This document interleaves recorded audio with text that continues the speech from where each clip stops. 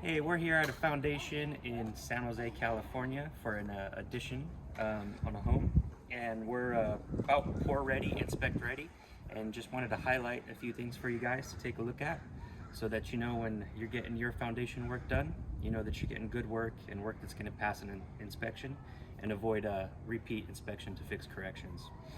So a couple things I want to highlight here is our foundation forms here are supported well, both with outside stakes and horizontal stakes on top.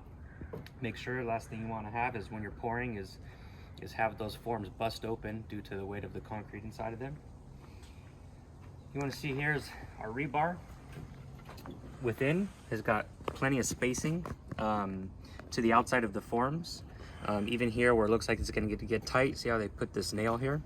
That helps maintain that spacing to the forms and make sure you've got plenty of concrete coverage around that rebar.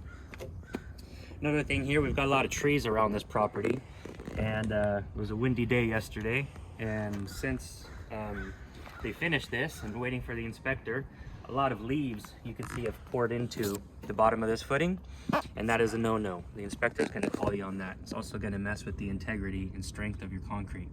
So what you want to do yet is right before inspection, if you're in a situation with a lot of trees and leaves, is to have somebody come through and clean out all that debris, whether it be dirt that's fallen in, garbage, and organics like leaves and tree parts. Another thing I wanted to highlight here, as you can see, is same concept as the rebar on top, maintaining spacing. You want to make sure that they maintain spacing to the bottom of your forms as well.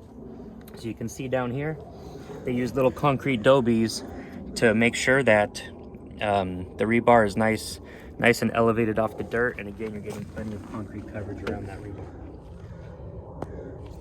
So that's a few things on a foundation you're going to want to keep an eye on and make sure that your guys that you hire are doing. Make sure you're getting a good quality project at the end of the day.